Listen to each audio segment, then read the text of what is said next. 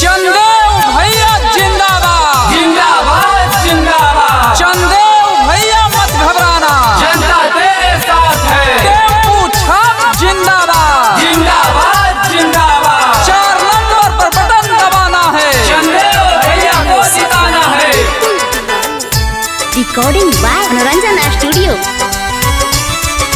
गाँवे गाँवे घरे घरे टोला टोला सोराबा भइले जी भैया। गामे गामे घरे घरे टोला टोला सरवा भइल गे बहिनी। टेम्पू छाप पर बटन दबा के चंदेव भैया के जीतई हजी भैया। 4 नंबर पर बटन दबा के चंदेव भैया के जीताई है गे बहिनी। मुखिया बनाई है गे बहिनी, मुखिया बनाई है गे बहिनी। मुखिया बनई हजी भैया, मुखिया बनई हजी भैया। 4 नंबर पर बटन दबा के चंदेव भैया के जीतई हजी भैया। 4 नंबर पर बटन दबा के चंदेव भैया के जीताई है गे बहिनी। दोस्तों, चंदेव भैया जी का कहना है कि जात पात का भेद नहीं, मानवता धर्म हमारा है। जात पात का भेद नहीं, मानवता धर्म हमारा है। झूठा वादा कभी न करना, विकास हमारा वादा है।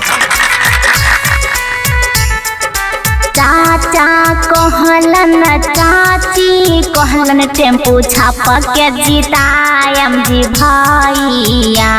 टेम्पू छाप जिंदाबाद जिंदाबाद जिंदाबाद। माई कहलन बहिनी कहलन टेम्पू छापा के जीतायम जी भैया। दादा कहलन दादी कहलन टेम्पू छाप के जीतायम जी भैया। गरीबन के सनमा चंदेव भैया हई नम मायवरी, मुखिया बनाई है गे बहिनी। 4 नंबर पर बटन दबा के चंदेव भैया के जीतायम जी भैया। दोस्तों, बनाएंगे मुखिया इन्हीं को, ये जनता की पुकार है। बनाएंगे मुखिया इन्हीं को, ये जनता की पुकार है। रेडी पंचायत में चंदेव बिंद की जय जयकार है।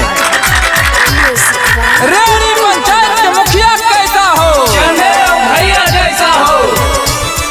किसान कहलन मजदूर कहलन चंदेव भैया के जीतायम जी भैया।